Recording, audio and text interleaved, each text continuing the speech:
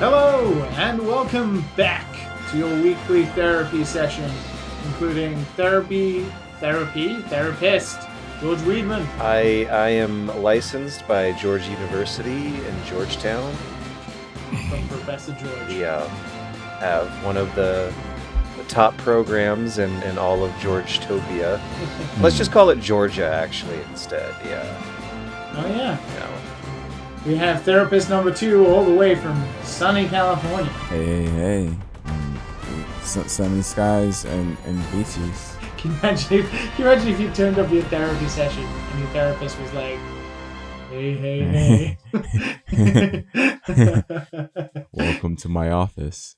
Please take a seat. Sit down. Don't get too intimate with Fat Albert. And Oh no. his sessions, so to speak. Oh my god. And me, therapist number 3, to take all of your dreams away. Good start. We're all like sleepy and tired. I'm fine. Oh, that's good for you, Liam. Matt, you're sleepy and tired, right? No, I'm awake now. You were like super sleepy and tired right before we started. You know this. As soon as the cameras are rolling, I'm just like, hello, how you guys doing? What's going on? He's the consummate professional. Turns up like hungover and like ruined like a rock star, and as soon as the cameras flip on, boom! The professional is in the house. It's the crack. It's a really slow news week in video games. It's a really depressing news week in real life. And we don't have a guest for us this week. To carry us. If we end up doing any news topics, it's going to be last week's. And I don't think we're like that happy about video games this week. Well, I mean, me and Liam, I think, aren't. I don't know if Matt played something he's super jazzed about or not, though. Oh, just you wait. Ooh. Just you wait. So do you want to roll right into it, Matt? What have you been doing? I beat Persona 4. Good. This is actually a little bit more reasonable because it has been a few weeks. Last time you beat a huge JRPG, you just dropped that bomb on like day 4. You were like, That's oh true. yeah, I beat Final Fantasy Remake. It was a fun week. I think that goes to show about Persona 4, right? That just tells you how long that game is. It's 80 hours, George, compared to like... But Final Fantasy VII was not 80 hours at all. 34. It was like 30. It was like, what's normal these days? Normal back then was like, actually, what was normal back then? FF7 was 40 hours. Yeah, 40 is pretty normal for a JRPG. When I was a kid, that was a huge number. 40 hours is something I had a hard time comprehending until adulthood with work and stuff. Persona 4, dude, I really enjoyed playing that game, but when you're done with it, you're like, what do I do now? Because it's you played it so much that it's become routine. It's like, there's a lot of like, I mean, you're going through social links, you're doing a lot of stuff. You're getting your stats up to the point that it's part of you. It's part of you, and then when it's all gone, something's missing, and it's a hole that needs to be filled. No. It's a hole that needs to be filled. No. It actually ended okay. Like I usually a lot of games don't end well, and I would say Persona 4 ended okay. I did predict who was? Yeah, by complete accident in the beginning. So I was just like, it's definitely this, because it just doesn't seem right. My only question was going to be, did you like the villain? Like, because a lot, I think the first one, or there's like so many. Yeah, but like the ultimate, like, not the ultimate villain, but like the person who starts everything and then continues on through. Should I de-headphone myself for a little? Are you actually gonna beat this game? Someday over the rainbow. It's never gonna happen. Never. No, I feel like at some point it's gonna become the thing I'll get like hyper obsessed with for a couple weeks, and I'll knock it out then. Like whenever it hooks me, I'm sure it'll hook me in the future, and I'm sure I'll get George. It is so far from a George game. it is so far from a George game. But you would not be able to stand doing social links. But I used to be a kid who enjoyed this bullshit. Yeah, you used to be. Yeah, I used to play all the Final Fantasies and the Dragon Quests and the Chrono thing. And then at some point I like hit age 19 and JRPGs just haven't felt as appealing since for reasons. Yeah, no, okay, so I'll just answer this then. I'll be vague. I'll be like, kind of yes and no, Liam. So Liam gets distracted by an unknown entity. Sorry, I did get distracted very briefly. So it's really hot in Japan. Someone walks in the room. It's really hot in Japan today, and my girlfriend has just walked in begging for water like some desert traveler, and then she's picked up the bottle that's right next to me, and it's completely empty because I am also roasting hot and drank all of it. And the look of despair on her face you might classify as Persona-esque. It's just a mask she uses to hide the true self. She does. If she could have summoned a Persona to try and hurt me at that moment, she would have. True, if only I saw, my friend. I feel very sorry for her. No. So, yeah, I mean, George, you're not going to finish it. Let's be real. That just can't even say anything in response. We'll take your headphones off for 5 seconds then. There we go. Okay. Yep, they're off. Persona 4 spoilers are going to stop at 13 minutes. Skip to 13 minutes if you don't want to hear about this bull. So, Matt. I would say yes and no. Okay. What yes and no. Go ahead. What exactly? So I think he's very easy to get that he's the guy. Yes, because there's not many options. Exactly. I think that's the case, right? Exactly. You are 100% right that there aren't many options, and you don't meet that many characters in the game. You don't. And a lot of people's problem with Persona 4, one of the only problems I see in like YouTube essays about Persona 4 or whatever, and the people who've played it, is the villain, right? And like people just feel like he doesn't have enough reason. There's no cunning. There's nothing sinister enough behind him that it could have been all for this big bad thing. And it's just this guy who was bored. And I agree. I don't know. It's like one of those things where it's just like my bar is so low for the ending that it can't be one of the like. It couldn't be Chie.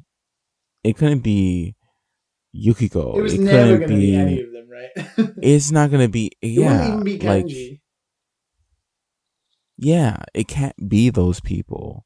They're there with you. Like it's impossible. It's impossible for all. Liam is fixing it. I'm listening at the same time. I just have a problem. It was like I need to look perfect. I need to talk to you while looking my best. Do you not realize this? Yeah. It's a social link we're building up, Matt. Yeah. Yeah. And I heard Adachi, the social link wasn't there until Golden. Yes. Yeah, exactly. Right. He was one of the only characters in the original game, and that kind of gave it away as well. You're like, why can't I make a social link with this guy? I wonder what's up with that. Also, he's like the Japanese trope of like a clumsy idiot, right? Like he's a weak, clumsy, boring guy, and you're like, oh, most anime, that's the bad guy. I wonder if he's the bad guy in this. Yeah. Oh, look, he's the bad guy. Yeah. I think it's just the reason, right? The reason people don't like him sometimes is just because there's no like big motive behind what he's doing. He's just kind of bored. Oh, it's a girl. Well, yeah, but he's also just kind of bored. Wants to throw people in. Yeah. Oh, you're talking about Dachi. I'm talking about Dachi. Yeah. Right, yeah. Oh, okay. Yeah. Yeah. He starts everything. I actually was. You're just so drowned out by the social links and so drowned out by grinding that you're not paying attention. So when Adachi comes up, you're like, oh shit. oh shit, yeah, that makes sense. That makes complete Mm. sense. Meaning like, yeah, there's nobody else. Yeah, there is nobody There's else. nobody else who could be like. It almost scared me a little bit. That was a Dojima. Yeah, I think they Because of tried that. like at the end, Yeah, it was just like, oh, Dojima is like the first person that you got off the train and said hi to. I was like, wait, yeah. what? No. No. And that would have been kind of crazy because because he's like, oh, close with Adachi, and I was just Mm. like, oh shit, that makes sense. Like, holy shit, He knew the he's a whole police officer. time. Oh shit, Yeah. he know the whole time. He's a fucking actor. Just to see him go crazy would have been something, but it would have been kind of cruel. With like, Yeah, it would have felt a you bit. know, it would have felt a bit cruel, Mm, like real dark, a little dark actually. Because you got the yeah, kid and Nanako. yeah, it's your uncle. Yeah, Adachi feels just Yeah, like good yeah, and also like very predictable at the same time. So I don't yeah. know. Still like Persona It, 4 a lot. So it yeah, it's like one of those things where it's just like you saw it coming, but it's still enjoyable to kind of see happened. them like get creepy Yeah. and Especially shit. when he's like pointing the gun at the Yeah, protagonist in the room and he's like, I told you to go with everybody. Where is everybody? Like, yeah. Just yeah, did you, shit like what can that. you do then? You can either kill him, right? Or like save him. I can't remember the choice. There's a couple choices. There's a choice before that one Before you too. fight the final boss, To right? kill Yeah, go by yourself or go with your friend. that's it, right? And then he's like, yeah, Go by where is your, yeah. everybody else? Kind of thing. Mm-hmm. And you can also, there is the He choice to he kill him, wants right? you to. I don't remember. I don't think so. I can't remember. There's something where you can either turn him in or or let him die. I can't remember. You've just finished it, so you'll know better than me. Yeah, So it's good. George, Come back. So, we should probably put like, oh, this is Persona 4 spoilers. yes. You could kind of clip that in and insert that. I jotted down the timestamp. I also want the listeners to know that the Persona. way you signaled that it was time for me to come back on was for the two of you guys to wave your hands in front of your ears. Jazz Like- hands. Just like what we did in the Maid Cafe in Japan. Woo! Like I just somehow interpreted that as okay, it's George time. George. I have something else too, Go shoot but this includes everyone. everyone. No. Wait. Oh, maybe not. I don't think George has played it. But Is it you remember the how George game?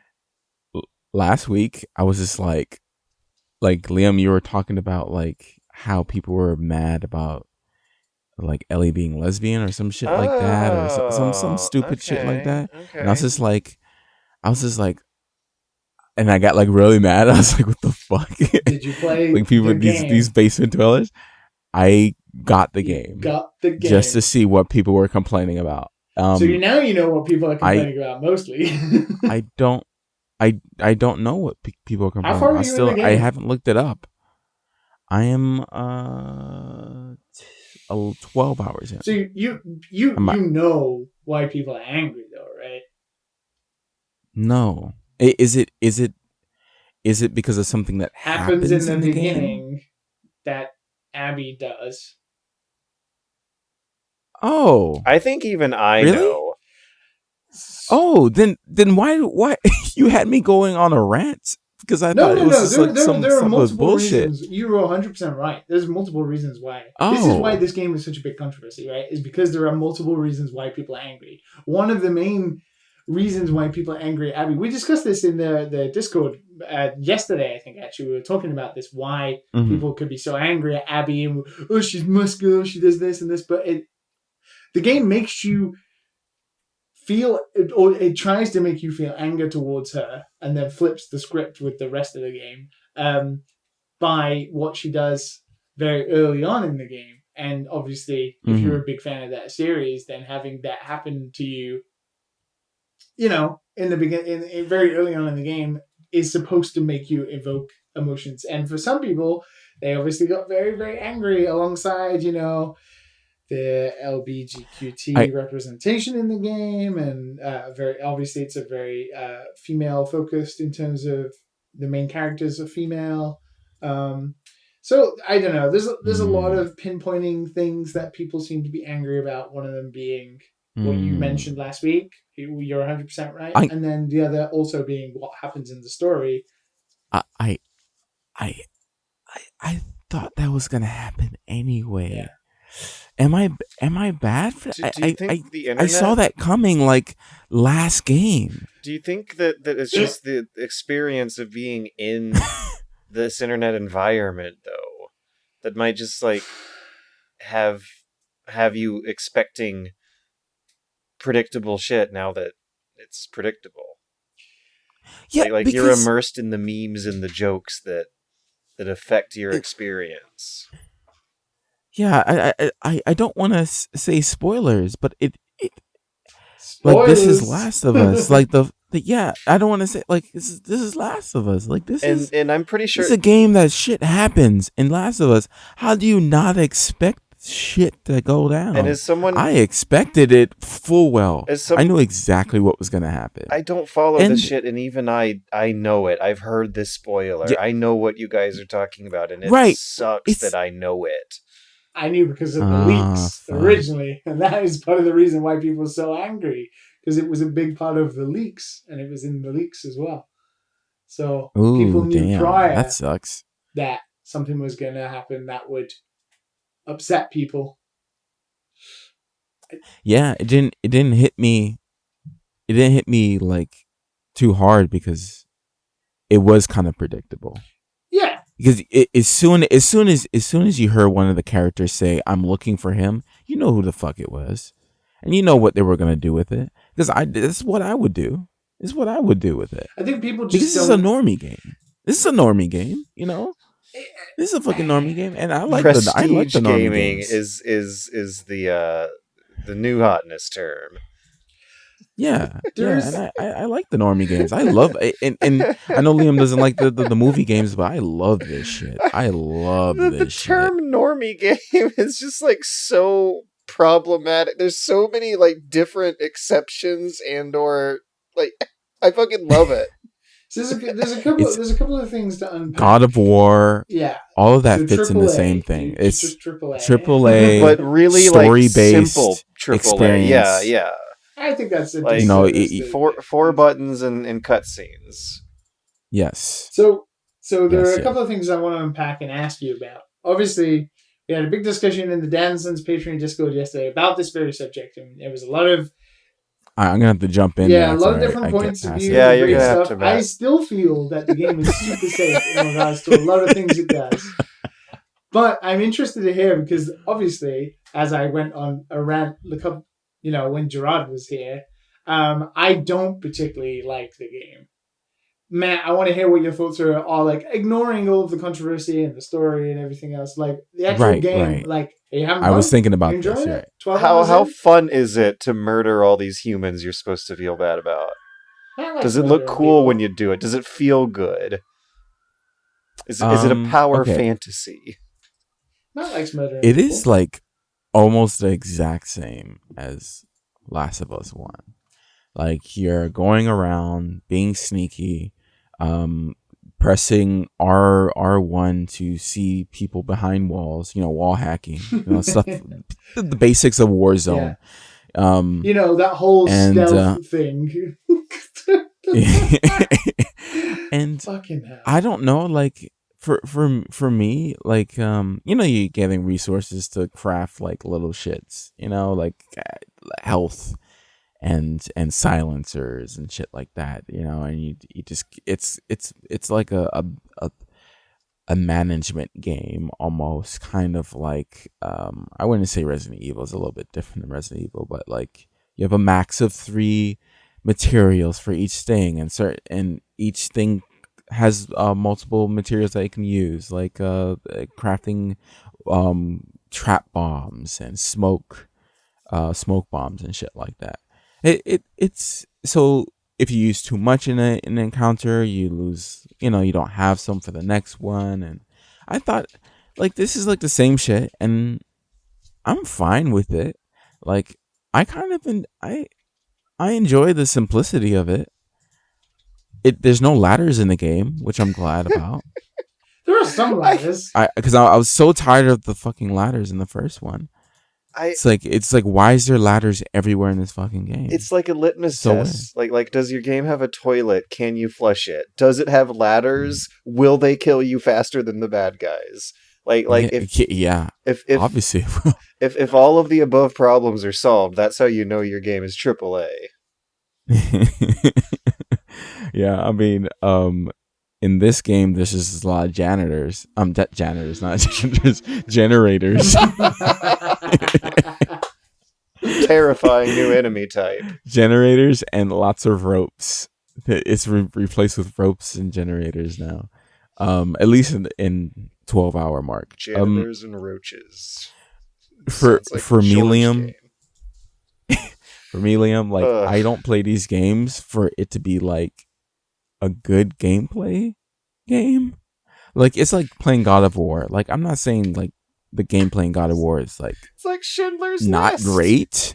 not great, but like Oh god.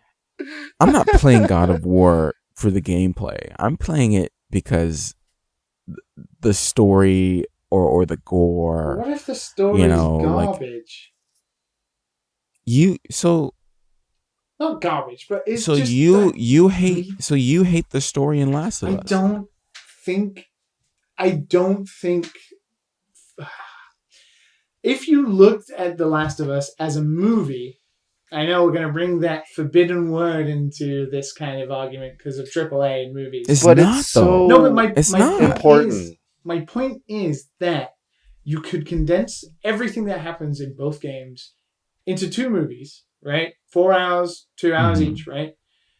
Which is problematic because the actual plot and story that carries you through those games is not enough to ever stretch across the fact that the game asks you for 30 fucking hours to do a lot of the same shit over and over again.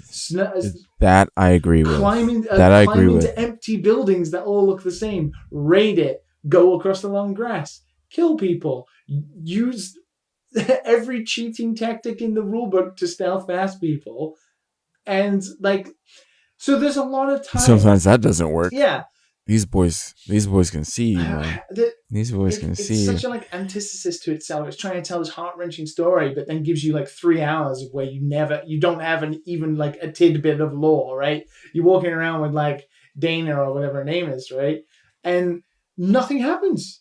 And you have little bits of, them chatting back and forth. Little conversations. And it feels good, but it's not plot, right? It's conversation that carries you as the characters, right? It's like talking with your buddies. It's not plot. You wouldn't have that in a movie. That it's wasting time. But it doesn't carry it for me, the gameplay. I don't know. For me, I like those little bits. I do too. That's the stuff I like. It's what I most like about Naughty Dog is those little bits and the voice acting that is amazing. Whoever directs the voice acting, I don't know if it's Neil, but just the way they say the words, I think that's what carries it for me. And yes, I do agree. I was going to the hospital. There's a section where you have to go to the hospital, and literally you're going to the hospital for 2 hours. It's just, and you're alone. So there's no one talking to you. And you meet people. You meet a new enemy and shit like that. And it is pretty jarring. But you meet the scars and shit. It's cool. But it is long. It's too long that if you don't like the gameplay or find the gameplay mediocre, the story will never carry it enough to make you enjoy it. Because there are these long stretches where the impactful story that The Last of Us is known for doesn't exist. And sometimes you'll have them talking in conversation and they'll be bantering with each other. And then you'll immediately stumble into a place where a cutscene happens and their attitude towards each other is completely different to the conversation they were having 30 seconds ago, right? Which is video game limitations But that doesn't mean it doesn't happen, right? You can have them bantering with each other on the horse and then stepping into the theater, and then they're not talking to each other. It's it's weird. Like, I don't know. Did you guys see that fun fact that's been posted around about Oblivion and how they originally arranged the voice acting lines for the voice actors in alphabetical order? Oh. And that's why some of them sound so out of tone compared to the last line in the set. Like, Oh wow. yeah, this shit is a process. Organizing thousands upon thousands of voice lines out of order to put them back in order into the game sounds kind of like what might have been going on there. Yeah, I don't know. It just doesn't. Yeah. I would say like I would like disagree. Like, no, Liam, plenty of people finish games, and this totally can carry. But then I look on Steam all the time when I play games, and I see the percentage of people who have that achievement of beating the game, sad. And it's always fucking low. Oh, and I'm it's just so like, low. The average like number 10% for across Persona. most games is 7%. 7% of your audience will finish your game. 7. Insane. We are the top 7%. No, I am absolutely not. No, I'm top 7%. Matt is top 7. George. The fact that we've finished any George. games at all probably still puts us in a smaller category of human. Do you even play games on Steam? Are the games too old? I don't understand how you can say this when The you games and are I too old. regularly Aren't you play a playing game on on DOS? Steam that finished its early access like You put it in the floppy couple disk months ago. to install your games, George? The last time I used DOSBox for that was months ago, okay? No, I haven't Oh my emulated a floppy disk installation since Civ 1 a few weeks ago, but Jesus. Yeah, no, right? So, all I want to know, Matt, is, yeah. are you going to finish it? Yeah, I'm gonna finish it, man. Shit cost me money. oh, you didn't rent it? You got that sweet developer code, man. I did. You spread that love over here. I have less attachment. I do agree. But I just Yeah, you do. would have bought it and not finished it. No. Anyway. I would have finished it. Yeah. If I got it for free, I definitely would have finished it too. Like this is my shit. This is my jam. I love this shit. I did wonder if Like, you were gonna like it. Like, yeah. I'm happy to know you are, because obviously, not enjoying games sucks. Because I like Naughty Dog games. I know some people don't like Uncharted and shit like that, but I like Naughty Dog games. I like Uncharted. I like it for the why. voice acting. I just love it for the voice acting and the characters. That's what I play it for. It's like playing a long version of Firewatch, where you're just having dumb conversations, and it's great. I just thought about it. Do you know why I like Uncharted more than I like The Last of Us? Well, evidently, obviously more. Even though I'm still not that fond that much anymore of Uncharted. I think I just thought about it, right? Thinking like someone's going to come back at me and say, what about Uncharted's cutscenes? Well, most of Uncharted's cutscenes consist of Nathan Drake landing in a cave with like some light shafts and a puzzle, and the cutscene goes to just explain the history of the puzzle that you as the player are about to do, and then it gives you hints on how to finish the puzzle, and the cutscene is a means to an end for you to understand how to do the puzzle. That seems quite useful to me, and also a little tidbit of history about whatever explorer is doing some batshit crazy apocalyptic puzzle setup. Yeah, I don't know. That seems a bit more useful. You complain about the story in Last of Us and play Xenoblade right after, don't you? You're like, Xenoblade. That's where the story's at. That's where the story's at, my friends. That is where the story is. There is game. such a breadth of tone between those two games. I don't know if you can make a comparison. Like, okay, one thing about The Last of Us 2, as someone who, hasn't played it and is not that super duper invested in the characters and whatnot, is that guy who made the take about comparing it to Schindler's List ended up re-explaining it after the fact and was like, wait a second, no. He actually had a kind of sort of thought out point behind it. Very unfortunately phrased for the big media game review he put it out in. No. But the idea basically was that AAA video games don't deliberately engage the emotional exploration of doing things that aren't fun. And but you can, it's that's at least interesting to me. It's a Like game. I'm all about interesting things that aren't like fun and snappy if they're for a greater cause. So it's I weird almost because would you play a board game that depresses you? that shit, it was the point behind Monopoly, right? If you got together with like 10 friends, Yeah, Monopoly sucks. and Yeah, I'm not saying it doesn't suck. Like, but it's the whole art can be bad argument. Yeah. I don't know. I think I just apply. Maybe I'm just me, and I apply too much to the school of a game is a game, right? Not the simple black and white of it should be fun or it shouldn't be fun, or it is fun or it's not fun. Games obviously are this wonderful space where they can be tangentially anything, but they still have to have some element of what is fun, right? A lot of gameplay design and what you're not taught, because there's no such thing as academic game design teachings really, but what you're always trying to do is provide some element of fun. Like there has to be a reason that engages a player in a core loop that they want to keep coming back to, and that usually is the part that's hitting the brain to, induce the fun element. And I don't think there's much fun in The Last of Us 2, to be honest. I don't. They should have changed some of the gameplay a little bit. Like, I mean, some stuff does change. I mean, I'm only on 12 hour, which is insane, right, for a game like this. But like, they should have added a little bit more elements, I would say, other than like the spores and shit like that. That's the way you should do it. And I guess they did it with a couple of the new enemies and shit like that. But and then they added, I don't know if it just becomes the same, because the upgrade tree is kind of shit, and the upgrade tree in general in every game is kind of shit, to be honest. When is the upgrade tree not shit? Anyone? When it's an actual RPG and not this light action game with RPG. I actually think Ghost of Tsushima's true. upgrade Okay, tree, that makes more sense. I think Ghost of Tsushima's upgrade tree is pretty good, actually.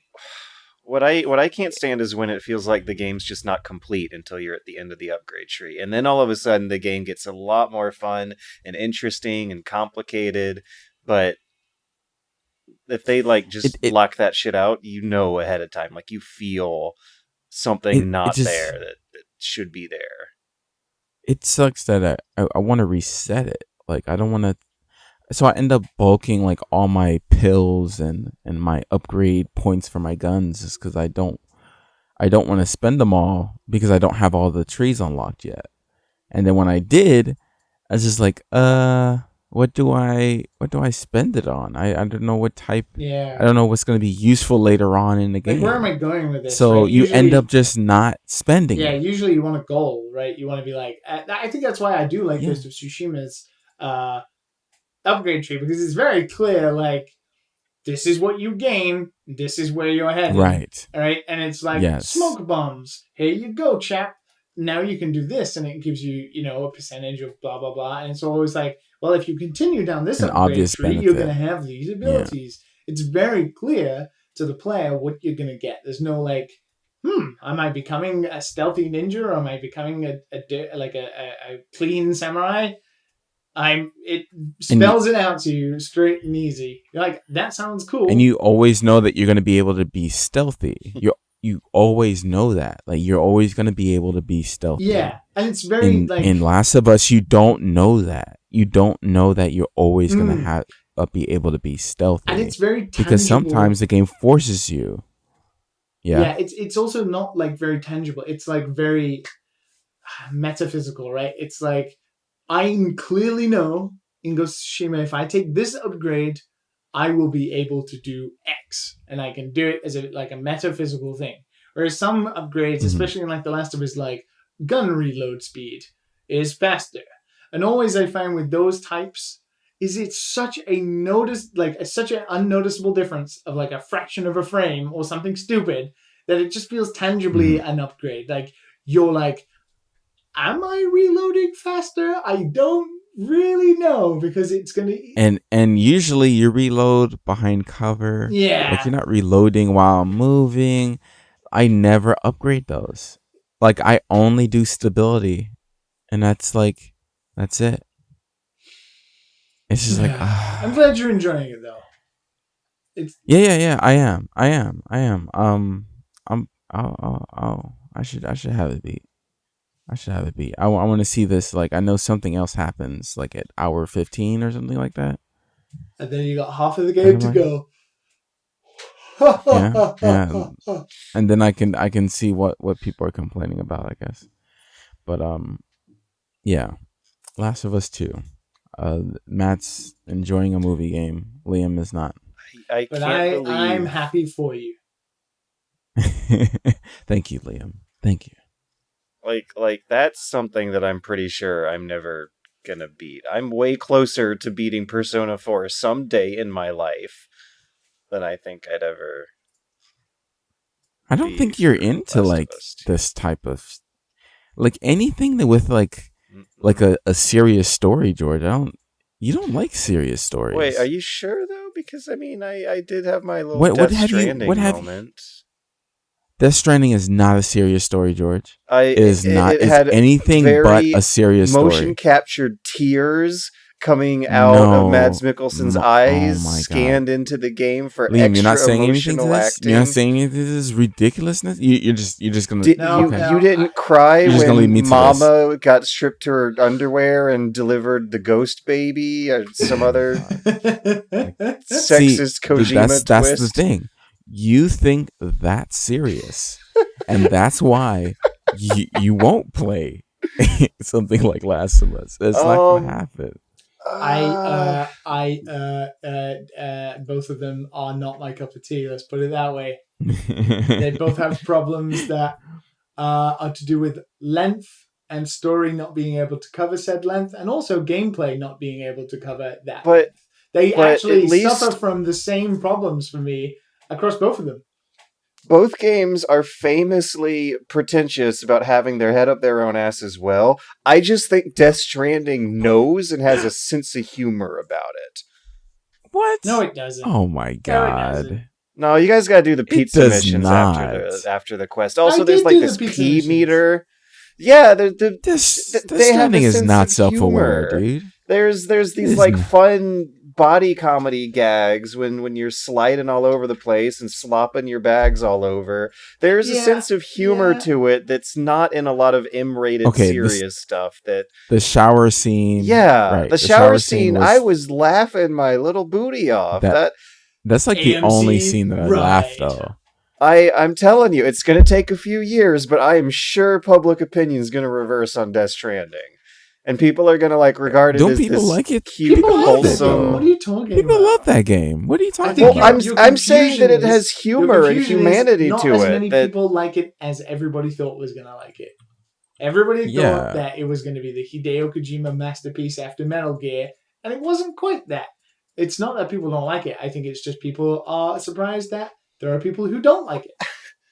I don't get how you can think that a Hideo Kojima masterpiece wouldn't, after Metal Gear, wouldn't be him like deliberately rigging on French new wave cinema and like that's what people have come to expect, right? Yeah, but the gameplay usually follows suit with Kojima. Like we obviously know about Kojima's it's fine. stories. It's a fun game. It's not a fun game. No, it's not. It's not. It's like fun in the opposite to The Last of Us. The Last of Us is depressing fun, whereas Death Stranding arguably is boring fun. Death Stranding is chill, relaxing fun. No, it's not. It's I'm gonna drop these packages down a fucking mountain because the gameplay won't let me fucking stop running. Norman, please stop. Delicately hold your controller and maintain that pose and just enjoy. It's not. I don't know what I was playing differently from everyone else, but It's because it's a George game. it's That's what George it game. is. It's George game. It is a George game. That it has any. I don't know. I'm not. I'm not gonna touch it. I'm not gonna touch it. Death Stranding. George Death Stranding. games have. I enjoyed playing it, loops and I will never play that game again. That dig into some repetitive void of the systems in mind. So I'm on my second day of being fully awake here after not sleeping. So I'll take over. Wait, what? I was actually going to use this to segue into a very important public disclaimer for the kids. I don't know, like we live in a world where video game addiction is apparently something recognized by the World Health Organization. I'm Joe Rogan. And we're all aware of how Skinner box mechanics are incorporated into mechanics like loot boxes to dig at very dark parts of human psychology. It's not for any new topic in particular. Basically, Hunt Showdown has its hooks in me to an unhealthy level, and I'm pretty sure I'm filling a hole in my life with this thing. Because it's not healthy to stay up for 2 days in a row playing a game, right, kids? I don't know. Probably not. Sometimes, Like not all the time. For 2 weeks though? What the fuck? I don't. Back when I was a kid, super obsessed with Counter-Strike, I still had to go to school and stuff. There were like institutions and systems stopping me. I feel and like now I'm there sad. aren't. I'm sad that I've not had that for a very long time. I'm jealous that you're enjoying a game so much that you're rarely sleeping. I'm rather jealous. That my body is suffering from it, and I'm becoming lonely and miserable, and I'm sure it's like shaving away years of my life expectancy. And I lay awake at night thinking about what it means to be a hairless ape floating through a black godless universe where all of society's institutions are just rich people making compromises with the rest of us, and how spending 2 weeks in a row playing the same video game during most of my waking time existing because it's 2020 and I live inside this box that plays this video game in front of my eyeballs all day. And I'm starting to wonder if maybe that's not a great thing. I've just only eaten delivery pizza. My stomach hurts worse than ever. Welcome to Overtime Crunch, baby. But it's the opposite. It's like burnout, laziness. You've already done your crunch. video. And it was the one video and I'm still and it's not like I just hate myself, and I'm hating me relying on this game to try and define some way to spend my time as being a human being in the universe existing, and being lucky enough to have that astronomically amazing coincidence land me in a case where I might be unhealthily addicted to Hunt Showdown for the past few weeks. I mean, you like it. What can we say? Yeah, man. Hunt Showdown's a good. It's a good game. It's a good game, man. The thing that gets me is that the matches are going to be like 30 minutes to an hour. And the payoff is like 30 seconds of gunplay at the very end before you die and load up the next one. And once that's over, and you didn't immediately satisfy your bloodlust that 30 minutes builds up to, you want to go back for another 30 to 45 minutes. And that cycle repeats until you're out of sleep, the sun is rising in the morning, and your body starts to feel bad. And then you start to notice it's lunchtime again because you blinked and 3 matches passed. And then all of a sudden your body starts to feel a little bit better because now it's like eating the fat and consuming the...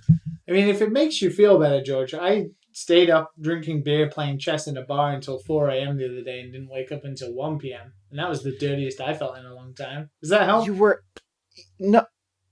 Yeah, yes, because that would inspire me to go outside into a dirty bar instead and actually leave the fucking house. I would so much rather be wasting my life out in society than wasting it inside. It's like an implosion of of these walls that I'm going to see for the rest of my life. I'm probably going to be 60 remembering what it's like cooped up in this room for a fucking year.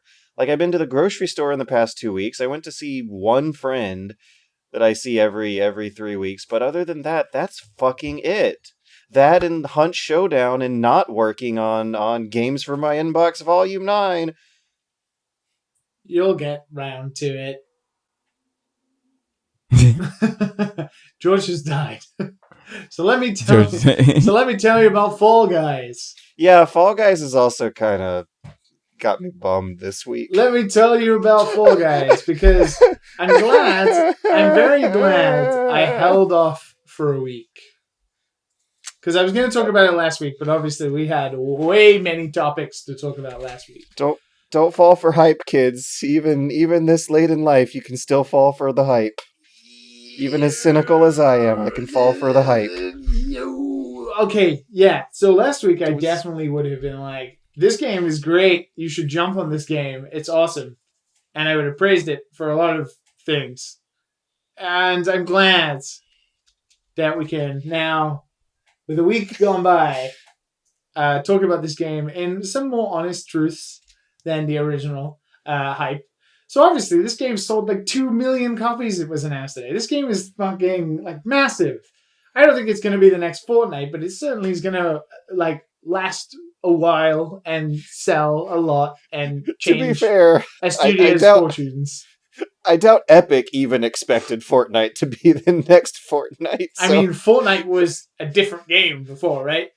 a lot of it is just luck, latching onto the right trend at the right time. Do you remember that Fortnite was a different game? It was a base building wave thing. I remember playing. And then they made Battle Royale, and then Battle Royale just became Fortnite. Now it's just Fortnite again. Yeah, it's crazy. So, Fall Guys. For anybody who doesn't know or lives in a cave, Fall Guys, developed by Mediatonic, I think they're called, or Mediatronic in the UK.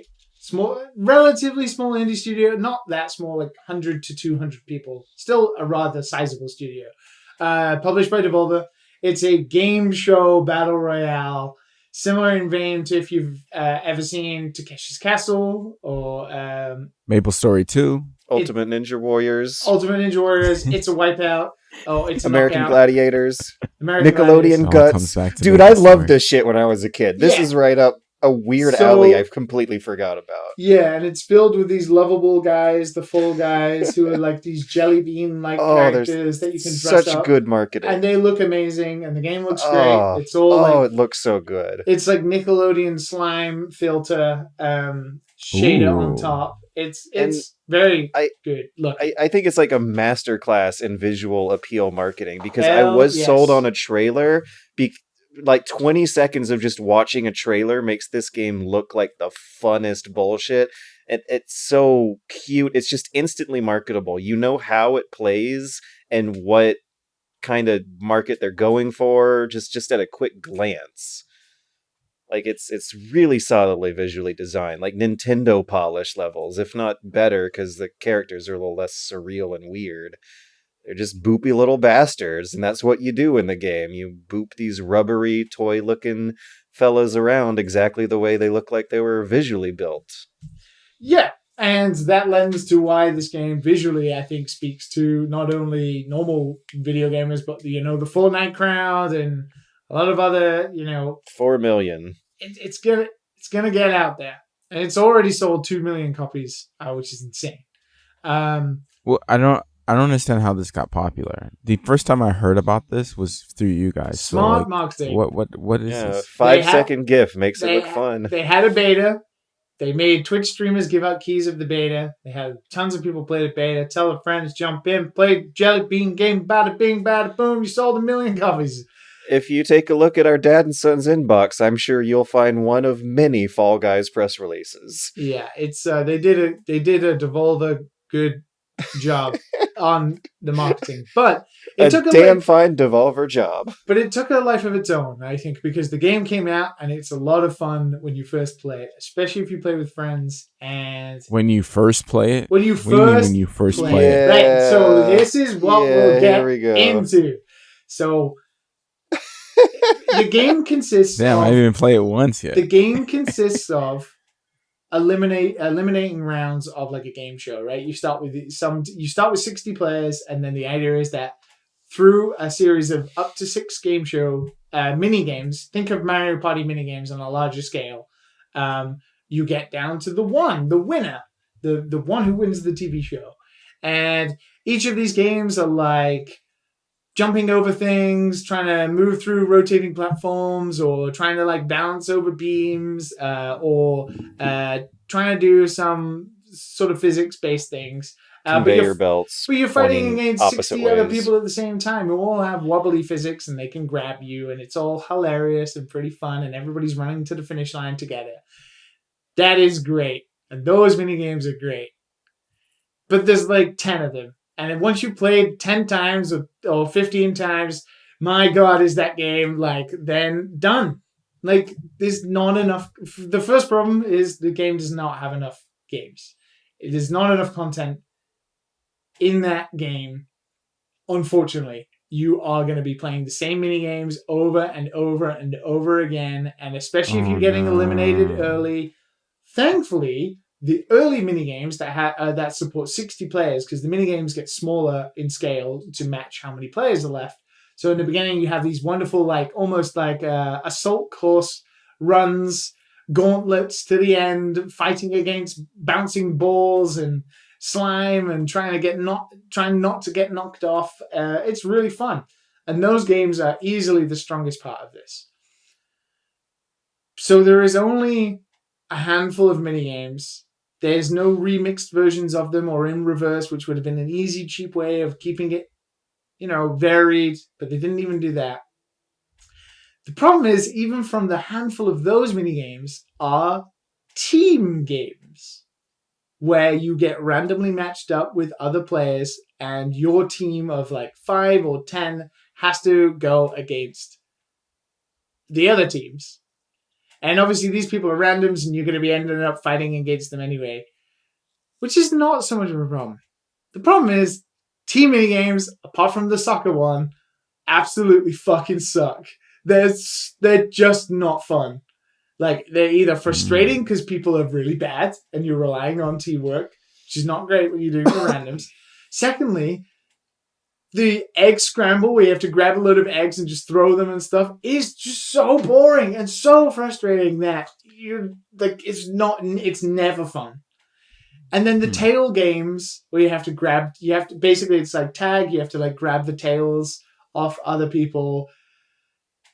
It is so boring. And even if you are good and you have a tail and you manage to avoid people or you manage to grab and get a tail back, you're just relying on other randoms to also be doing as good as you. So you never feel like any of your contributions actually hold that much weight in terms of swaying the game. The only one that does feel like it's pretty good is their Rocket League emulated soccer game, because you truly can be good at defending and also attacking in that game compared to the others. The team games in this game, unfortunately, just suck. So that means half of the small handful of games that are already present in it. So you've only got, like, let's say 10 or 12. I can't remember exactly the number. Cut half of them because half of them are team games that are really boring and not fun. And then, like, the 2 final rounds, well, there's 3. One of them's a tail one again, which is not very fun. The 2 final rounds, the climb to the top of the mountain and the hexagon, which is basically you try and stay on, like, different levels of falling platform towers, and you keep running between them and diving, are really fun. But you rarely ever get to them, really, because obviously you get eliminated quite frequently. And that's me saying, and I've won 6 games so far. So I've won 6 games, and still I'm like, man, this game is so much fun sometimes. Like, the first time you play it, you're like, wow, this is totally a new experience. I've never played anything like this. These mini games are great. But like after 3 or 4 runs, you're like, wow, I've seen this mini game before. Oh, wow, I got eliminated the same way I get eliminated every time. Oh, no, it's a team game. Oh, we lost the team game. Oh, so I don't want to play this anymore. those eliminations that happen every time. I don't know if it's just me, but do you notice that oftentimes your deaths can come from a giant glob of Fall Guys and you Yeah. not being able to work your way out? And you not being able to control, because you've got Yeah. you've got like 20 people dogpiling on you, which I don't So- mind. I don't mind. That's kind of that part is the charm, I think, of the game, like the jelly bean thing, the wobbly physics. But that I keeps wish it from feeling like it's skillful, which it definitely is. You definitely can get good at this game, but the thing that angers me is how it will stop you in your tracks when you boop into another Fall Guy and there's Yeah. too many of you at once. but Like, then that falls into it's like the a part stun lock effect almost. Yeah, but that falls into then it feels more like Mario Party, where maybe it's not necessarily based on skill, but kind of bouncing around. Oh, there's a bit of RNG about this kind of thing. There is literal RNG in one of the games, the door game, which surprises me why they kept it completely random that you can't tell which door is a real door or a fake door. The other problem on top of all of this is the game is so popular now, but ran by such a small studio that there are so many cheaters and hackers in the game. Oh That no! That would ruined it. explain. Why is it plaguing every game? It is, and anything Every that's popular is fucking ruined. game. But the problem is this game, unfortunately for the team at Mediatonic, I don't think they have the structural the means, yeah. maintenance team to be able to deal with this fast enough for people to not lose interest, or fast enough to deal with it so it doesn't become a pervasive issue. I hope they can. I literally played a game just before we started recording, before me and George tried to play, where I got to the final round, which was the tail grab. So whoever has the tail at the end, the final player, wins the game. Everybody runs. One dude or one person grabbed the tail, and guess what happened? They immediately went invisible and disappeared. Oh. And all the other 5 of us were just sort of standing there, looking. You could tell that What do we everybody do now? just saw this person vanish in front of us. And then as soon as the last couple of seconds came down, they reappeared and won the game. And it's like, okay, I don't really want to play this anymore. Man, And it sucks because this you know, game is kind of good. I just, oh man, every time I see like a hacker, I just want to like bust down their door and say, "What's good, man? What you doing over there, man? What you doing, man? Like, what do you? This is like, why are you hacking in this game? Why? Imagine hacking to win a fucking game. I don't like. I feel like I could understand Warzone. Warzone is like, it must be fun to hack, but like Hunt and Fall Guys, come on. Small indie studio, wow, come on, dude, just play the fucking game. It is a shame. I hate like, God damn, I hate that even I'm gonna be like devil's advocate, I guess, at this point here. I bet that a lot of it is shitty kids having shitty fun. But at the same time, I wish Hunt Showdown had more of a tool set to it for you to be able to spectate matches in greater detail or replay stuff back and watch other players' movements. Oh yeah, that's the thing. In Fall Guys, you can spectate people, and you can literally spectate cheaters in real time, like with speed hacks, moving like the speed of light up the mountain. And yeah. No. People disappearing and all sorts of nonsense. It would be so interesting to know what the other players hiding in the map in Hunt Showdown are up to at any given moment. I mean, I'd like to open up a server and spawn in a zillion of the AIs and see what happens. Having console commands and a rudimentary set of cheats and tools would be... And there's no, like... This game desperately needs similar itch. This game desperately needs custom lobbies. There's no custom games yet, so you can't play with friends. Like you can't have if you've got a good enough community, like kind of we have, you could have 20 to 30 people playing together. having great fun in these really well-designed stages outside of the team games. Fuck the team games. But, like, the obstacle course stuff is really good fun and really well Gotta designed. wonder. I do wonder how differently this game would play though if everyone was actually talking to one another. Because then you might actually get some synchronicity going with these team games, which are very like classic playground type, like touch football is the tail game, and Hungry Hungry Hippo is the the eggs where you're gathering in the baskets for the corners of the board. They're tried and true concepts that should theoretically work if communication is a bit closer to what it would be in person. And yeah, like when you play with friends, this game does seem more fun, but only if you get to the final rounds. Because in the beginning, when you're playing with Oh yeah, two other people, maybe you're playing with somebody else or two other people. When there's 60 people and you can barely see like your friends because there's a mass of jelly beans, it doesn't feel like you're playing together, right? It doesn't. Yeah. You're hearing the commentary of how your friends are doing. But then when you get to the final rounds and it's maybe they've survived and you've survived and you're truly fighting against each other, that is really fun and really tense. Make custom lobbies so people can do that and people can choose the games and people can make a playlist. I mean, you couldn't make a playlist because actually there's not enough stages. It does baffle me that they didn't launch in early access and like had a roadmap of like weekly updates of at least one stage, because my God, you replay the same, not same shit. That's, I don't want to be that derogatory, but you play the same stuff over and over again. And like, if you play for an hour, you have at least played like the whirligig stage and the opening door stage at least 4 or 5 times and had to suffer through some team games. I was not expecting it to have the feeling of a $20 game. It certainly does, and that's another thing that's quite contentious, right? Is that the game is $20, and it also features a lot of microtransactions, and doesn't have that much content, to be honest. Yeah. So I'm not the $20 surprised. price tag is actually it doesn't really feel like a steal here.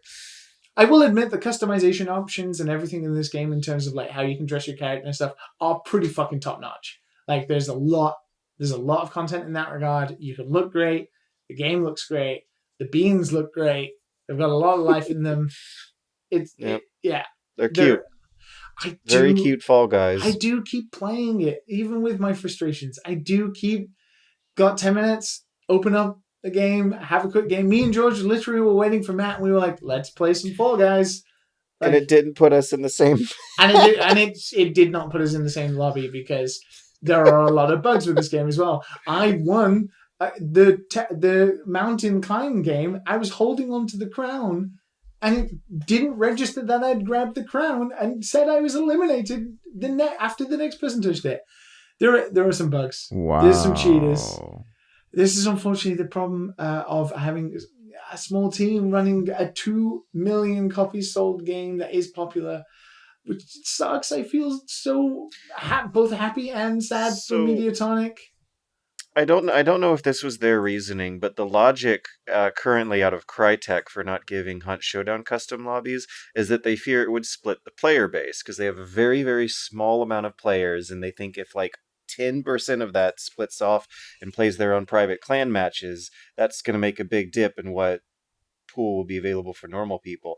I wouldn't be surprised if the Fall Guys developers had no idea that their game was going to blow up like this in the first place. And no, of course. I imagine they had some expectations. It's a Devolver game, right? It's always going to have.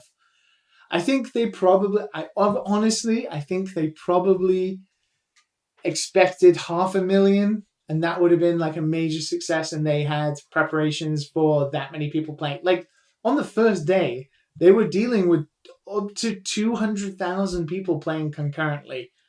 I don't think they ever expected the server capacity for that, and they had so many issues, right? Which is a good problem to have, but you can't expect to have that many people playing your game at the same time if you're a small indie studio, even if you're backed by Devolver. I imagine they've, completely smashed their sales target for the year. I don't think they expected to sell over 1 million. Forever. Yeah. Forever. 2 million for a Devolver small sold studio. out.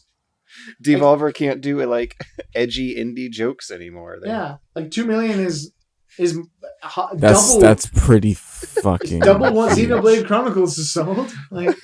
Yeah, it's pretty huge, man. It's massive, absolutely massive. Forget Fortnite. It's all Fall Guys now, baby. I hope they're getting cash, man. I hope those developers are getting cash. I'm a little worried this might. I'm sure they will. Might end up. I mean, it's an indie studio, man. None of that bullshit is happening. Hopefully, a flash in the pan in the long run is what I'm worried about, though. I don't know. The Twitter account has almost hit 500,000 followers, and it was at 50,000 on the game's launch. Right, that kind of growth on a daily basis is. What? Yeah, the Twitter account is on 443,000 followers now. They better be working overnight, man. That's what I would do, man. I mean, I was like, we got to get another stage out. We got to get another level out. I imagine right very now. much that is the case. Yeah, because your audience is there. Like, you have to keep them. So let me correct myself. 2 million copies sold on Steam. So obviously the game is free to play on PlayStation Plus. So the amount of people who must be playing on PlayStation Plus must be at least very, very dramatic number. Must be even higher. So that's a lot of people playing. There's a lot of people playing the game. Damn. 23 million Talk about overnight hours growth. Watched on Twitch. It was the #1 Twitch streamed game of last week. I'm telling you, it's because they're so cute. It's so fun to look at. Absolutely That's adorable. the biggest, most reason. It's the one thing I had the most fun with the game for. Oh, well. Oh, there you go. Yeah. I mean, if you're having fun with it, you're having fun with it. I hope when more content comes out and they fix the problems, because no doubt they're going to staff up because they've got the money, they're going to be able to handle the servers, and hopefully this game has the legs in which it deserves, and they design more good stuff like they have with the first couple of mini games. I think this game will be great. Just for now, it is showing the cracks, and they are unavoidable. And I'm glad I waited a week to talk about it. Because last week I would have been like, hell yeah, fucking get in, boys. It's great. It's awesome. I still think it's fun to play, but yeah, there are issues. Yeah. I'm still crossing my fingers that Total Roy Troy comes out fine. Total War oh my god! Total War Troy. It's technically called something like a Total War Stories Saga Troy, but still. Yeah, it sucks getting hyped for something and then being like, yeah, it's good, but I don't know if it's like worth all the emotional roller coaster this thing put me through. I wasn't super duper jazzed for Fall Guys until that Devolver Expo just a few weeks ago when I finally saw the trailers, but that this game is just like so happy and bright and fun to look at. It's a positive looking experience that has no violence. It's comedic. Mm-hmm. It looks great. It's super simple to play. There are a lot of positives about this game for sure. Absolutely. So it should sell a gazillions by meeting all those qualifiers. Like that's all mainstream lowest common denominator ticks. It's yeah. It'll work out. I think it will work out. You just get rid of the team games or make them optional, please. But I feel like that pregnant pause evoked the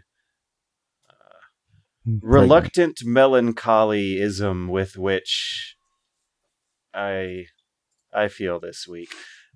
Really, really slow news week. Just some kind of financial news regurgitated by the PR firms, as I could see from the most popular stories on Reddit passing around for the past week. But that just means that we get to talk about the earlier week's news from Warren goody. Week instead. Yeah, Jason Schreier came out with one of his first big Bloomberg exposés, which is about a Google spreadsheet that Blizzard employees were sharing to try and publicize their wage data. There were rumors in the company about it being disparaging and unfair for testers to get paid something like $20,000 next to engineers getting paid something like $200,000 from the same company ran by one guy who could have enough money to split it far more generously than that. So on my outline, I don't know if I'll put it in the description. I do have a link to the spreadsheet itself. This stuff originally got spread around the employees after an initiative last year where Blizzard was saying that they were eliminating hundreds of jobs and asking some of the remaining staff to take on responsibilities of those who were let go in accordance with the words of Schreier's article. That extra work did not come with more pay, according to the people familiar with the company. One veteran Blizzard employee told Bloomberg News they received a share of less than 50 cents an hour, or received a raise of less than 50 cents an hour. They're making less now than they did almost a decade ago because they are working fewer overtime hours than they did way back then. And if you open up the spreadsheet and look at what these yearly and hourly salaries are, that huge disparity, like in that video I made about game testing, really does seem to be drawn across the line between testers and QA departments and a lot of everyone else. Like a senior test analyst gets $60K, and then 3D artist with no seniority or anything teched in front of that is $80,000. Yeah, pretty That's standard. the line, isn't it? Pretty standard. And then there are these engineers who get paid the 6-digit salaries. Pretty standard. Which is just more money than I think I would ever know what to do with. And you got to realize it's 1 year for them. Okay. It's inflated because it's California. But the same $26,000 testers probably are worse off in California. Yeah, absolutely. These guys probably barely survive. Like, that's not enough money. But engineers getting paid the 6 digits in California at a game studio is pretty standard. 6 digits. I'm seeing Seattle 130s, 150s. Not seeing a lot of numbers going above 200,000 here. But I'm not seeing anything. I'm surprised to see some as low as the 20,000s, but nothing below that. Yeah, if you're a tester or a QA engineer, you're apparently paid like shit. So news at 11. It's now been shared by the staffers themselves on their spreadsheet. Everyone knows what everyone makes now. There's going to be chaos in the street. It's pandemonium. One of the most basic societal etiquettes that only really existed for the past 50 years is getting torn asunder. Viva la classe solidarity. That's Jason Schreier news. The other big news that was happening last week was like, they feel petty now that I'm an adult. Was console wars stuff that I'm surprised to see is still coming up in 2020 after the Xbone had such a poor launch last gen that their PR department took a very apologetic turn, talking about how wonderful it is that games bring everyone of all sorts of different competing corporate companies together. But as of last week, I hate that I live on the internet as much as I do, because I saw a lot of kids slinging shit over how the minutiae of the PlayStation 5 versus the Xbox Series 1X are going to work. All right, this just said as of a week ago, there's news about how backwards compatibility is going to work. PlayStation 5 console can use PlayStation 4 controllers, but not for PlayStation 5 games. We believe that PS5 games should take advantage of the new capabilities and features we're bringing to the platform, including the features of the DualSense wireless controller. So if you guys remember all the talk about pressure sensitive triggers and stuff, that Yeah. would rightly seem like something you couldn't do on an old controller, but whether or not the games would not be able to work at all, I guess, is something we will have to see in a few months. Controversially, probably, I don't have a problem with this. Okay, let's hear it. Because the problem when you generalize video game development for platforms, you end up not taking advantage, or developers are too scared of taking advantage of new technology. So, for example, Nintendo have always generalized with being able to play across their back catalog, let's say the Wii, the Wii U, GameCube, right? You can still use GameCube controllers through to this day. Part of the problem, I think, with the Wii U and why it failed is because developers didn't have to use the tablet. They didn't have to use what made that video game console special, right? We see it still kind of with the Switch, right? There's nothing you have to do to make that special. Now, if you're going to introduce new technology, like these pressurized switches that are going to probably change certain genres of games, FPSs, whatever, right? Yeah. If you allow people to use PS4, you immediately already, as a developer, have to support the bottom baseline. And that's how it works. You don't aim for the top. You don't aim because you're undercutting yourself, right? You're always going to be bottom line. It's why having to support low-end PCs can be difficult when you're making games that need to sell to a large audience, because you need to aim for the bottom line. Supporting Apple Arcade is tough for us because we have to support as low as the iPhone 6. So that means our limitations of what we can do in terms of game design have to fit in on that phone, which is 6 years old. And whilst I feel like backwards compatibility is super important in terms of game preservation, I don't necessarily have too much of a problem with, your PS4 controller is not going to work on PS5. Because if you have a PS5, you're going to have a PS5 controller anyway. And also, if you have PS4 games, you probably also have a PS4 controller, maybe.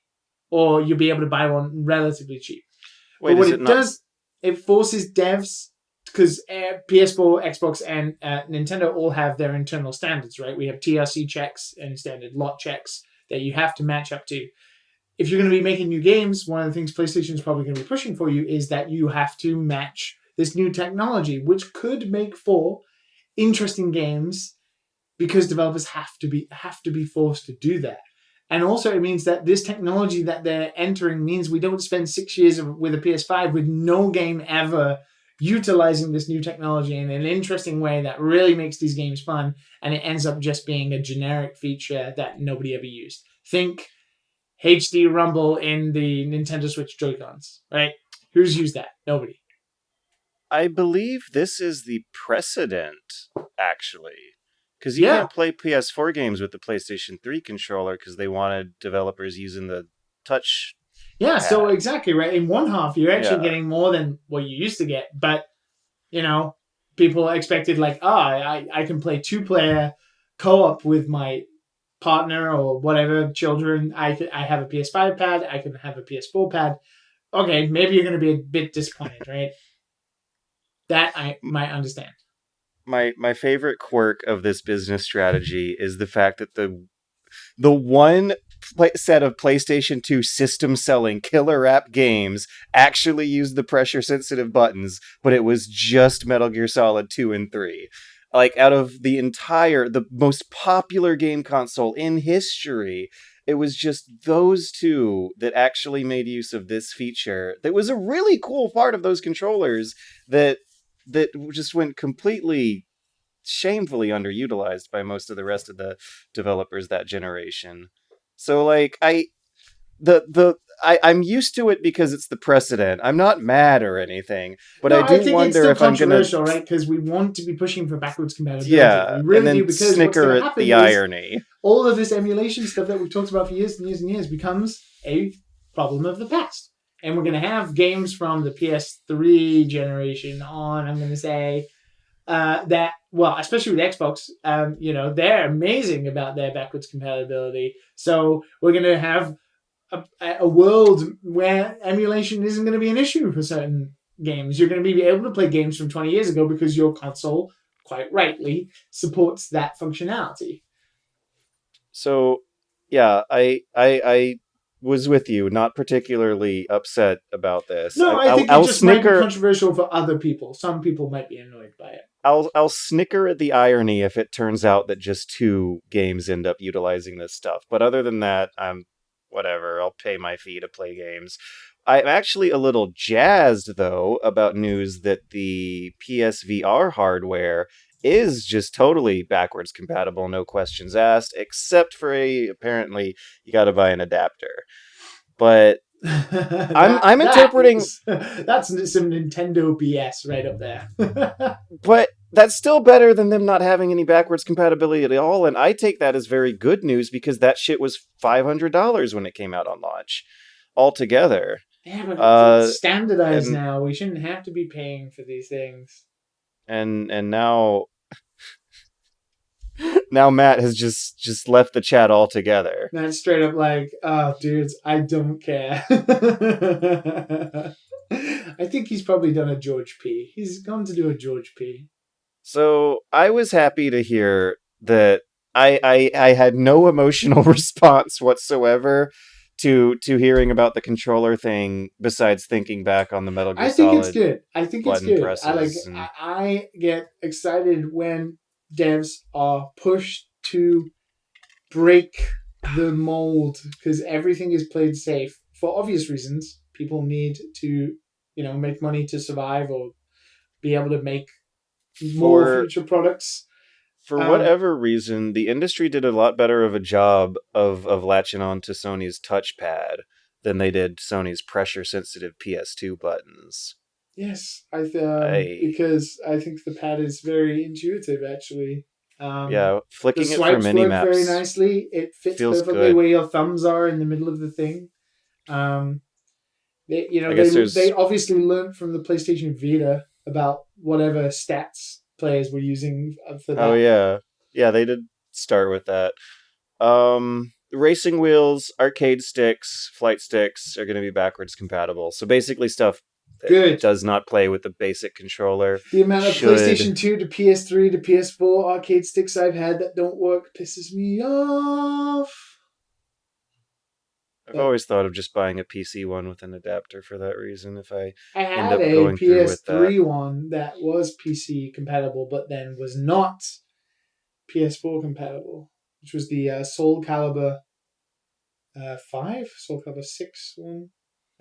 Did it have really, really garish, off-brown aesthetics to it? No, it was kind of bluish, and it had not Nightmare. I think it was Siegfried. On it, but it was ugly. It was like Soul Calibur. Big ugly anime man. It was Soul Calibur ugly. That's what it was. It was. That's Soul a good way of putting it. Because that's a very particular kind of ugly. Yeah, because Soul Calibur character models look great, but everything else aesthetically about Soul Calibur is a little rough. And for some reason, when you stamp them in 2D across the typography of that, there's so many angles and colors, and they're all splashed out on the page. Anyways, that's the news, baby. Technically, those are the 2 topics that I thought were worthy of the discussion. Matt was in the bathroom. Hey, Matt, how are you doing? Hey, how you doing? What's going on? Are you angry your arcade stick will work, Matt, for all those fighting games that you love so much? Oh, what? Fighting games? Okay. Slow news week. We burnt through those real fast. I'll dip into one of the emergency backup news stories here. One of the iconic Akihabara Sega arcades that I know the 3 of us have been inside of and walked around is going to be closing down on August 30th. The Oh, skyline will no. change. If Matt and I go back to Japan, it will Oh no. look slightly different from how we remember it. somebody What? in the Discord asked me about this and whether I cared, and I do not give a shit. That building is a fucking death trap. I had to look it up and reassure myself that there were a few other Sega arcades in the area that are also about as iconic and recognizable as this one is. No, this one's But, pretty recognizable. And It has the bubbly diagonal staircases. Yeah. And whenever I see that, I know I'm in Akihabara. The thing is, there's like 5 other buildings, Sega arcade buildings, that have those bubbly diagonal staircases. So you're good. You're still gonna get that iconic Akihabara look outside of the train station. This one's actually like located about 3-4 blocks down the street. So it's a death trap. It's a death Oh. trap. This building is a fucking death trap. They should have closed it down years ago. It has escalators that go up and elevators that go down, and no fire escape stairs. Nothing. I remember It's that. a true old Showa era Japanese building, and it fucking is scary. If you're in an earthquake in that building, you're gonna die. You're gonna die. It's not cool. As long as that they don't close all the arcades, I'm good. That's the real fear, though, right? They didn't That is the even real fear. officially clarify why they were closing down. The Right. news website speculated that the downturn in business resulting from the coronavirus probably Probably because Akihabara has nothing to do with games anymore. there's always going to be a crowd, though, and I imagine that any businesses that depend on those crowds are getting hit hard. Akihapa. Akihabara. Yeah. I wouldn't Have you This fucking train, been man. in a Japanese arcade lately? How's it look? Me? No. Yeah. No, I've not been in one for a long time now. Last time I went in there, I Wow. played some Street Fighter 5, I think, with a friend. No, I haven't been to many malls recently either, so I don't know what the arcades that usually have UFO catchers and stuff in them are doing either. You think? I imagine they're fine. Japan's society is continuing on kind of as normal, quite aggressively so. I'm just hoping that when this is all over and done with, you don't like climb out of the bunker and walk up to Akihabara and it's just like smoldering wastelands, rubble with your one pair of reading glasses broken in the top of the pile. Speaking of Street Fighter, one of the biggest news stories we should have spoken about was the fact that Yoshinori Ono is leaving Capcom after 30 years. The guy who basically... Yoshinori Ono, the guy who always has Mini Blanca with him. He made he was the executive producer of Street Fighter 4, and he revitalized. Can't believe I didn't know the executive producer of Street Fighter 5. He's the guy always at... Who? Like, I think if you saw a picture of him, you'd recognize. He's not a name. Like, he is a very well-known face in the fighting game community, and him leaving Capcom is pretty... He's the one who kind of had to go to hospital because he was overworking so much. He's left Capcom after 30 years. It's a big deal because he's the head of Street Fighter 4 and Street Fighter 5. So, that renaissance of the fighting game community that started with Street Fighter 4 after that, popularity dip that then led to, Evo becoming massive, the thing it is today based on the back of how popular Street Fighter 4 was. A lot of that is to do with Ono.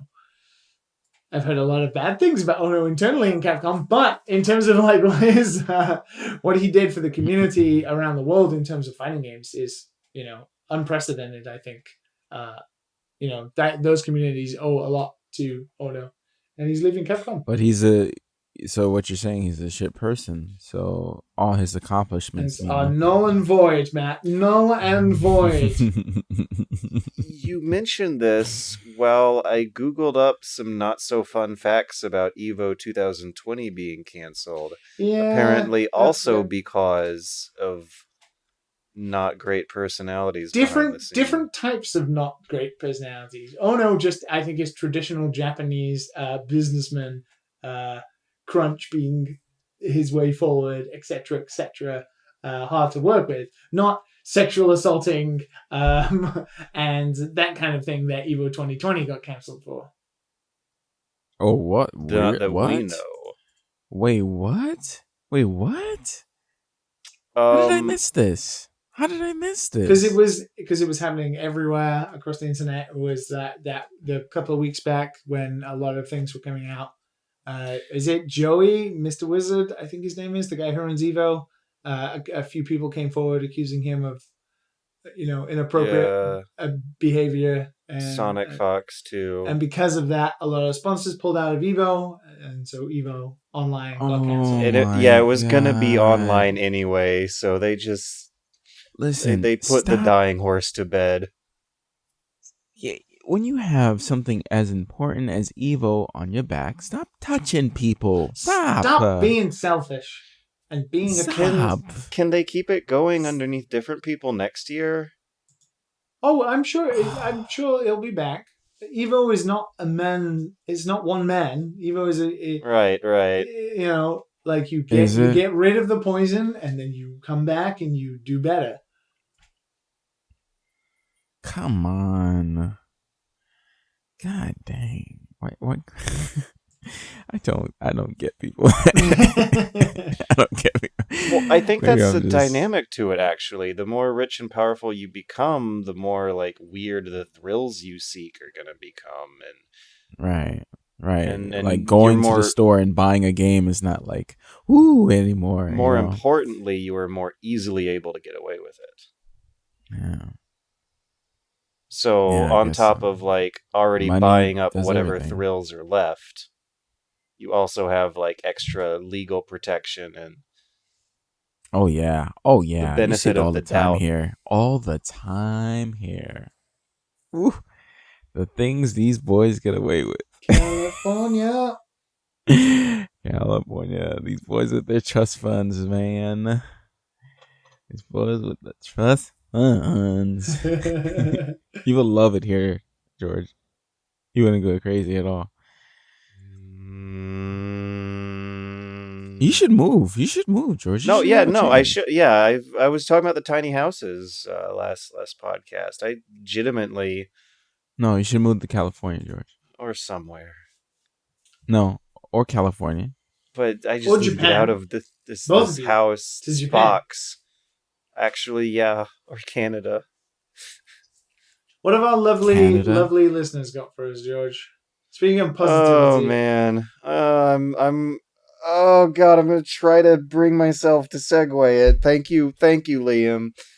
I can't be clever about it. I'm just gonna have to tell you to send in your listener questions to dadandsonspodcast@gmail.com. We have a channel for them opening up on the Patreon as well, and there's a shitload more there than there are in the inbox. But Alex S from the Patreon asks, my son just completed Final Fantasy VII Remake, all on his own, skipping the side missions as his first completed single-player game. I was wondering, your son is now one of the 7%. They didn't say how old. I was wondering what was your 25. First game you completed, and what would be one you would like your future sons or daughters to play. And below the message, they also prefaced with that very same joke you just made.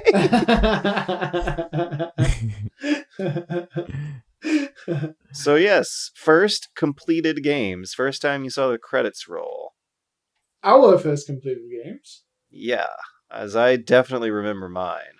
I remember what I was doing that day. Go on, George. It was such a pivotal moment that you became the YouTuber Batman you are today. Well, I mean, it was a pivotal moment. It was very memorable. It was Super Mario Brothers 3. And right at the last level, I had to finagle my way into letting them leave the TV and the Nintendo on for a few hours while I went and played hockey. And then came back and beat the game. And I felt really good about myself for actually beating a big, long game. My first game was Ninja Turtles for Nintendo. For my I was 5 or 6. But I know I didn't beat that shit. That shit was hard. Yeah, no one. As a kid, there's no way. But I don't watch movies twice much unless I really love it.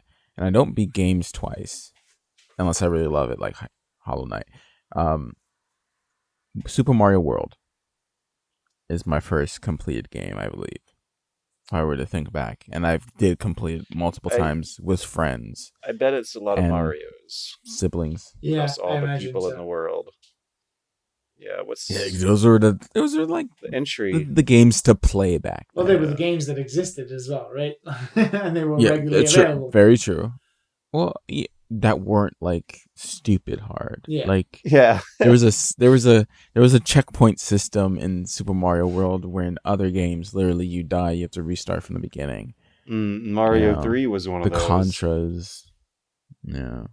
You had to buy Nintendo Power to learn how to skip halfway through the entire dang game to be able to catch up with your progress quickly. Otherwise, you'd have to argue with your parents to let you leave your electronics on while going to hockey practice. Man, that was a good summer. That was a What good about you, Liam? 2 good games. So, Excuse me, sorry. So I'm like you, Matt. Like the first game I ever played was RoboCop versus Terminator on the Sega Genesis, and that's the first game I ever played ever in my life. I hands down never That's beat that game. Ever, so specific. Never. I've gotta think it was either Sonic the Hedgehog is gotta be the first game I've ever finished, probably. Oh, nice. But I don't remember it. The game I remember finishing was Super Mario 64. And then very shortly after, GoldenEye. Is a Mario. They're the ones I clearly remember seeing the windscreens for. And I remember, similar to Georgia, I remember I was with my brother for both of them. I remember finishing those. But I'm pretty sure I finished Sonic. I definitely didn't finish any other Genesis game I had. So, yeah. Probably Sonic or Super Mario 64 and GoldenEye. Because I was like, I played Genesis and then I went to N64 and then I fell so hardly in love with Nintendo that I went back and got a Super Nintendo and then played Super Mario World and, all of the games on there, A Link to the Past and whatever, as I was like 8 or 9, which was, when the Dreamcast was about to come out. So, definitely not the first finished games. The ones I remember were GoldenEye and probably Mario 64. That happened so fast, going from Super Nintendo to N64 to Dreamcast. God, when looking back on that retrospectively, that shit was an insane progression in just like 4 years. Yeah. Where are we now? About to die. Where the fuck are we now? I was looking at at least we have VR, man. If we didn't have VR, I don't even know if I would be playing games. I was looking up some details on the upcoming Crysis Remastered Edition, and it is genuinely on the Switch. It is. Oh right, okay. Yeah, they're holding off on the PC and big beefy console versions because they want it to look. You mean the real consoles? Yeah. Real Crysis Remastered being on Switch is the miracle itself. What's heartbreaking though? Fuck off, man. What's heartbreaking though is the fact that that's still the case, and this is an actual 13-year-old game, and when we were growing up, 13-year-old games were like Atari, Pong. No, they weren't that quite old, but they looked so fundamentally different over the course of that 13-year span. And Crysis still looks damn good today. Good. Like I don't even mean it looks good for its age. I mean it looks like mid-gen PS4 title. They really were stupid. Either they really were stupidly ahead of their time, or things have really slowed down since those days. Really slowed down. We talked about this a couple podcasts ago. Yeah, we did. Really slowed down. Even Last of Us 2 sometimes doesn't look very good. Like they do some tricks for sure. It's weird, like areas of technology. I honestly think it just depends on what the game it is you're going for. Because Ghost of Tsushima's like open world is easily the most best looking realistic thing I've seen in a long time. But the character models, not that great. Last of Us character models, amazing. And obviously the world itself is amazing, but there's so many reused assets in that game, right? That it's fairly easy to do that. Cyberpunk, I'm looking at Cyberpunk right now. Oof, And oof, the oof. even the character models in this are kind of like, No, no, compare Mm-mm. it to They're not looking too good, man. compare it to Halo Eternal. No, Halo I'm Infinite. I'm That's what they're calling it. I'm gonna enjoy it. I'm gonna enjoy Cyberpunk though. I'm gonna enjoy it. I'm It gonna just- have this yeah. headspace that's gonna mix up Doom Eternal with Bioshock Infinite with Halo Forever. Halo Infinite, best looking game of all time. Halo. Are we ready for another one? Yeah. Fire. Ready for a Flash.fm, half a flash. bottle. That is their username. Asked us on Patreon. Real-time strategy was rolling high during the early 2000s with games like Homeworld, Empire Earth, Rise of Nations, Command and Conquer, etc. There seemed to be a huge PC audience for the genre, but today that RTS seems to be doing all right with StarCraft. Why did the genre lose its esteemed place in PC gaming, and what should developers do to reinvigorate interest? Did it Ugh. lose its esteem? Games like Or Total is it? War and all that kind of stuff, and the Command and Conquer remaster that just came out that is reviewed really well. Did it really? I think It's not quite the same. StarCraft was because StarCraft was so popular back then. Like you remember the days of Day 9 Yeah. When streaming esports and became like this thing, yeah. this genesis, And and that's it was what this fresh thing. RTS became, is Mhm. MOBA games. Well, StarCraft's And- not a MOBA, is it? No, the Warcraft 3 mods. right. Yeah. League of Legends and Dota are. And I feel like Yeah. real-time strategy games now are like almost exclusively single-player experiences. Mhm. And there used to be such a big competitive scene around the multiplayer. Yeah, with StarCraft being one of the examples. But I feel like that kind of became the MOBA competitive scene because that stuff originated as Yes. Warcraft mods. It looks and plays much the same interfacing. So what did the genre lose? I guess resource management that was always I mean, contentious it's with different the player though. base. The MOBAs are different. Yeah, though. they're more competitive, and Yeah, like Well, they're entirely competitive. people don't really realize. I mean, yes, they do have similarities because item management is a very real thing but you that don't. a lot of people really don't pay attention to unless they get to the later tiers. What do you call this thing?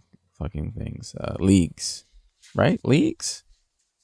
Diamond tier, Yeah, and yeah, ladders. bronze, Yeah, the ladders, Tiers, right? whatever.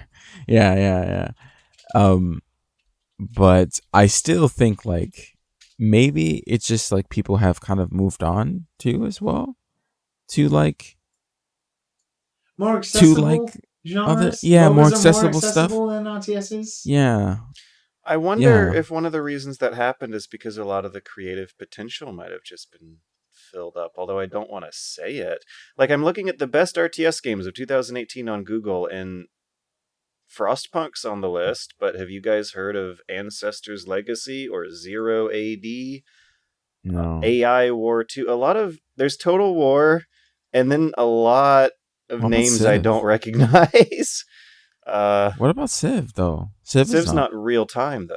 And I think if you still looked at the sales Oh. numbers of those games from the early 2000s and the games of now, even if we may not have heard of them, I don't think they're that different, probably. I still think just that the amount of game genres on PC at that time was more limited than now. Ooh. So now there's more choices. People are like, do I want to play RTS Well, I or think a quick game of League or some new hotness? the Fall differences between an RTS and something like League is evident by how the game design has changed in RTSs. Because one thing you don't see nowadays that you used to see in the 90s is the whole base building aspect to it. And Total War was famous for not having that. I remember reading so many message boards complaints around the turn of the millennium from people who didn't like base building, people who didn't like fixed survival camera angles, and all of people who didn't like exclusive stealth gameplay or games with forced stealth sections. And all of those things have kind of been like congealed into their parent genre. instead of commanding so much time out of basic action or strategy games themselves. You feel me? Sadly, that kind of flows into how do you reinvent the genre? Mm-hmm. You make it simple. Like, can You make you? Accessibility. it, yeah. And I know that sucks to say because that's like the whole point of RTS is like that is a complex, but it could be something. It's not easy. I can just say these words, but it's not easy to make something that is all simple but also harder to master. You know, but like I still don't think that genre is going to have. It's not going to be like the next FPS genre. It's not going to be It like, used to be. It came yeah. close in the 90s. Like, the most popular PC games were Doom and Command and Conquer. And they and now yeah, they're not called Doom clones anymore. They're called first person shooters, and they're the highest grossing entertainment products in history. And maybe they're still popular. There's just always been niche, and the gaming audience has grown now because the audience definitely has grown. So that Oh, could be massively. some of it. I'll say though, So, as a child, it always did feel weird to me doing base building in RTS games. mm, Because you would think that's something that the generals would have planned out way ahead of time. Yeah. I always really appreciated how Total War gives you a list of units that were voted on by the government rather than pulled out from the salt of the earth right there on the battlefield in seconds. right. Yeah, so Hmm. I feel like the fantasy has kind of changed since the 90s, like what players imagine when they close their eyes and picture, if I was a super commander, what would I want to be spending my time ordering soldiers to do? Not building bases, apparently. Yeah.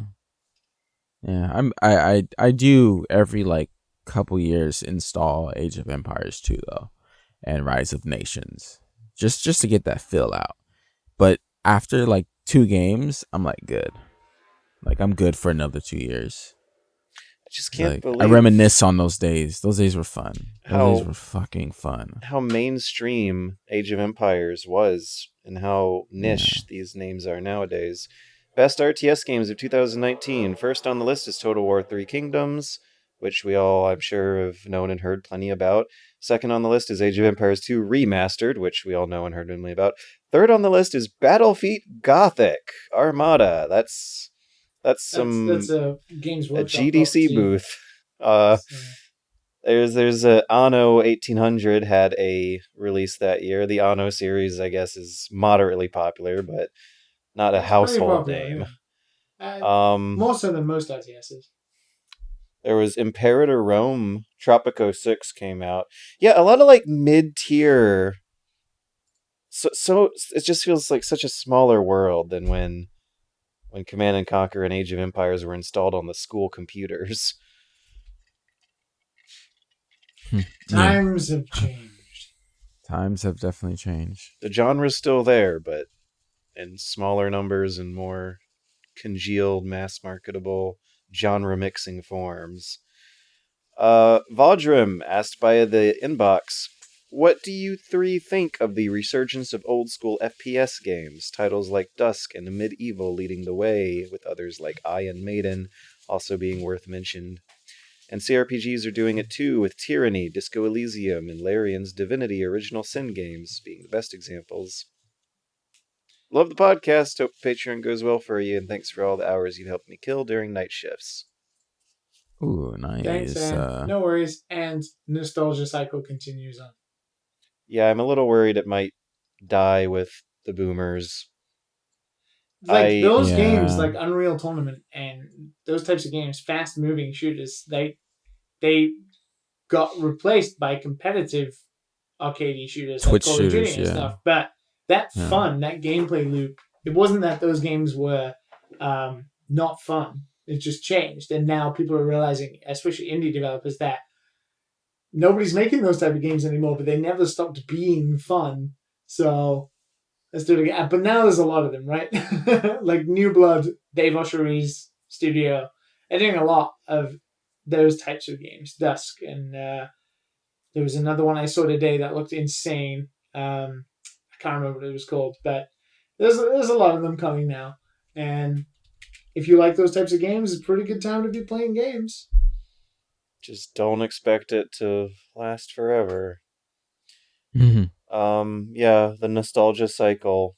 What is it? When you're 20 to 30 years old, stuff gets marketed to you based on what was popular when you didn't have disposable money as a child. So when the Somebody make people who grew Snowball up Kids again, please. when the people who grew up playing Doom and Duke Nukem start really having to spend all their money on children and taxes instead, this is probably going to go away, and then we're going to have people real nostalgic for Call of Duty Modern Warfare 2 dominating the culture. Says Warzone fanboy #1. That game was 2007. No, that was like a 2009 release, wasn't it? So that's 10 Modern years old Warfare. at this point.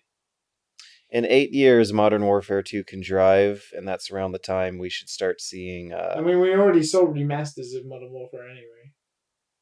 Oh, yeah, and we saw comments underneath talking about... I think we will have a resurgence of games that, the single player, like the 8 to 10 hours Call of Duty single player that was so prevalent during the last generation. I think we'll see that again. I think we'll see, some form of that kind of stuff again.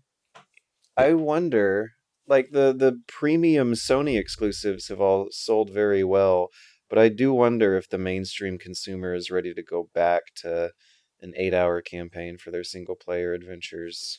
I would hope personally so. used to enjoy them quite a fair bit. I don't particularly want to play too much multiplayer because it gets old hat once everybody's very good and you don't feel like you're progressing that much. So being able to shoot a little AI on hard difficulty and get my fix in a short space of time was always good. They were always very tight, well-crafted experiences, albeit very similar. And unfortunately, a quick Google headline is telling me that Wolfenstein 2's PC sales have been sluggish according to Steam user data. That's the worry, is that the industry has gone away from that stuff because sales. You know what, though? Fuck that. The Resident Evil sequels are still reasonably paced, and they always sell oodles. They're not the same thing. I know it's apples and oranges, but if you want a solid campaign, a solid 8 to 10 hour game campaign, you can do far worse than any of the Resident Evils. They're all like good demonstrations of keeping a game concise, and I don't want to say feature scope because they always end with you in a secret lab with a rocket launcher, but you still get that at a perfectly paced moment. They don't waste their time, I'm sure they'll come back again. Sorry, Matt, what were you saying? They deserve to. No, I was just gonna say Disco Elysium. I still think about that game. I still think about that fucking game. That's all I'll say. Still think about that fucking game. Every time I hear Social music that's like realism. similar, I'm just like Disco Elysium. How long do you Such think... a weird game that I thought I would not like. How I long thought I would not like that game. do you think it's going to be before you play a game again that takes place in a like alien version of the real world in the 60s, 70s? It's probably gonna be a while. It's such a weird setting, and they literally call it social realism, and it's just if the world was in a different history with different land masses, but otherwise the same laws of physics apply to that universe. Yeah. Good shit. Good shit. RPO from Patreon asks, this isn't a gaming question, but Liam, does it bother you that one of the top baby names for the past couple years has been Liam?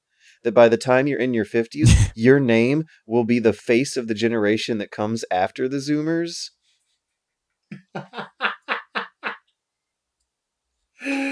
Oh my god! Can you imagine that generation? They're like Generation Liam. the children of the Fortnite TikTok generation. We're going to call him Generation Liam. From this point onwards, this is their conception of their reality. This is the Genesis moment of Generation Okay, because Liam. you know how you have that uncanny bond with people who have the same name as you. Now you kind of automatically bias, like privilege, somebody who has. nepotism. No, but you know how you have that weird kind of uncanny bond with people who have the same name as you, like you have some connection. Even though you I just don't share have the that same connection just because I was born with a different name. Okay, sounds like predeterminism to me. name. You know what I mean. It just means that I'm going to have an uncanny bond with a load of children.